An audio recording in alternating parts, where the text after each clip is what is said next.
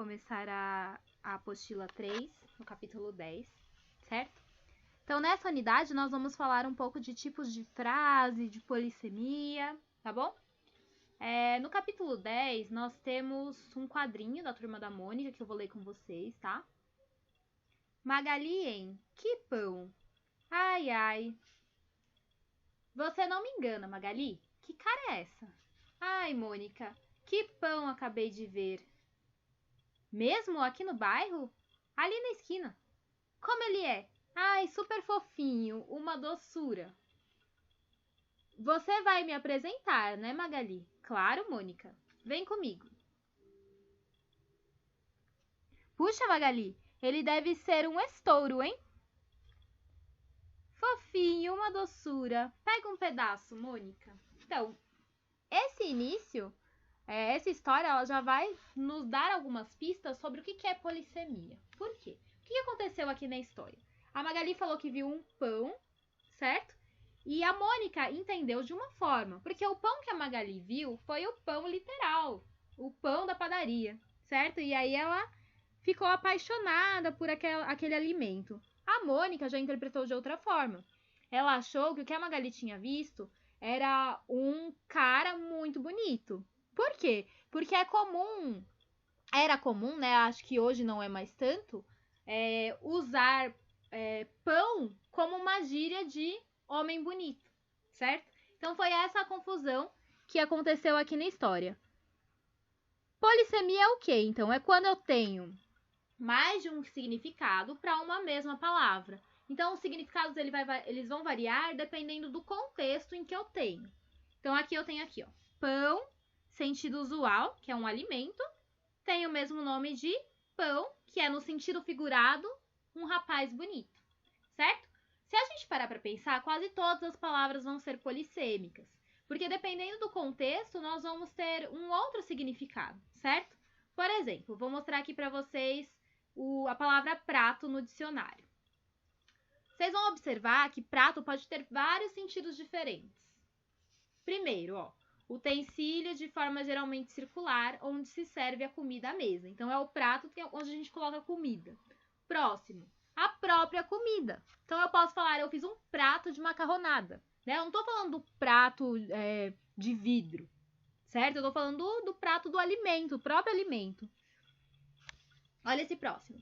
Cada uma das conchas da balança ordinária onde se põem os pesos e os objetos que vão se pesar. Então, agora eu tô falando do prato da balança. Não é nem o prato de comida, nem o prato que é o próprio alimento. É um outro tipo de prato, aquele que serve para pesar.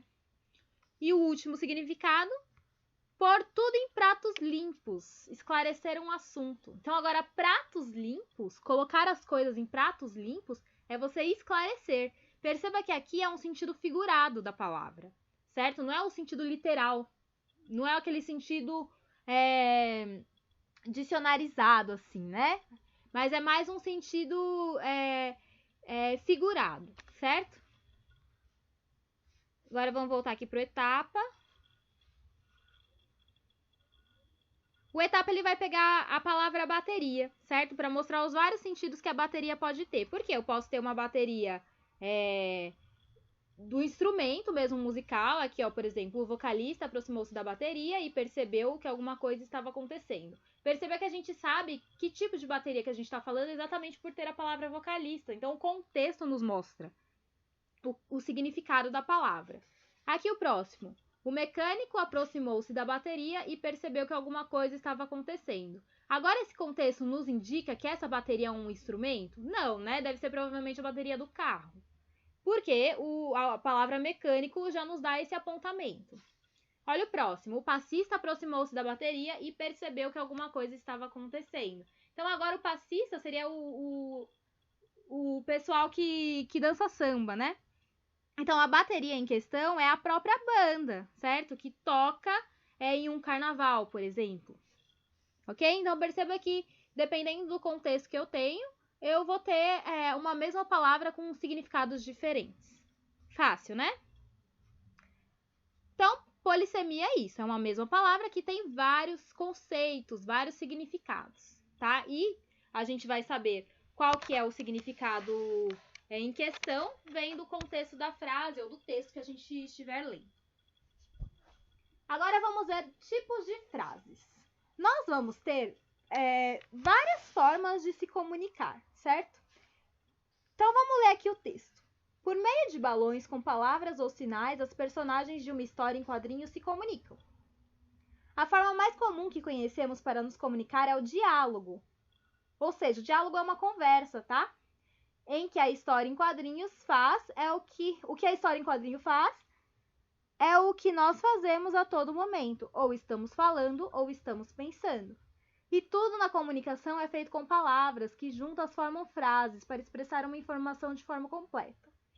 Então, as frases, elas podem ser divididas em declarativa, que vai ser uma afirmação ou uma negação. O que é a frase declarativa? Ela vai declarar algo através de uma afirmação, mas essa afirmação pode ser uma negação ou uma afirmação, tanto faz. O importante é ela estar afirmando algo, ela estar dizendo algo direto e reto com o seu significado completo, certo? Então, aqui é a afirmação. Mônica é amiga da Magali. Afirmei, declarei um fato, certo? Ou eu posso negar. Mônica não é inimiga de Magali. Afirmei outro fato, certo? O ponto final é o ponto das frases declarativas. Então, as frases declarativas, elas costumam vir acompanhadas de ponto final. Uma frase interrogativa. Estabelece uma pergunta, fácil, né? Então, se eu tiver uma pergunta, é uma frase interrogativa. A pergunta, ela pode ser de duas formas diferentes, ou direta ou indireta. A direta é quando no final eu tenho um ponto de interrogação. Eu estou perguntando diretamente a coisa, né? Quem leu a historinha da Magali? A indireta é diferente, tá? Olha só o exemplo. A professora perguntou se alguém havia lido a historinha da Magali. Perceba que é uma pergunta que não está falando diretamente para a pessoa, né? Mas ela vem em forma de pergunta, mesmo ela tendo um ponto final ali. Porque tá afirmando que a professora perguntou, mas na verdade essa afirmação está esperando por uma resposta das pessoas, né? Então, quando eu falo assim, a professora perguntou se alguém havia lido a história da Magali. Qual que é a resposta? Aí o pessoal vai falar assim, eu li, eu não li, tá? Então, é uma pergunta porque espera por uma resposta. Nas frases interrogativas, use o ponto de interrogação para as perguntas diretas e o ponto final para perguntas indiretas. A frase imperativa, ela vai impor uma ordem ou um pedido. Por exemplo, leia a história da Mônica. Então, eu estou ordenando você ler a história da Mônica. Faça a lição. Escreva um texto. Lave a louça. Então, tudo é uma ordem ou um pedido, tá? As frases imperativas, elas podem vir com o ponto de exclamação ou o ponto final mesmo, tá bom? E o verbo, ele sempre vai vir no modo imperativo, que é esse modo, o verbo que indica ordem ou pedido. Frases exclamativas vão expressar um sentimento de surpresa, empolgação, espanto e medo. Então, por exemplo, que história incrível! Viram que é um sentimento de empolgação, tá? Então, as exclamativas geralmente vão expressar sentimentos e elas também vêm com o ponto de exclamação. Então, cuidado para não confundir. O ideal é você interpretar a frase, tá bom? Interpretando a frase, você consegue classificar.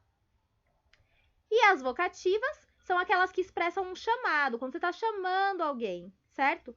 Por exemplo, alunos, leiam revistas em quadrinhos.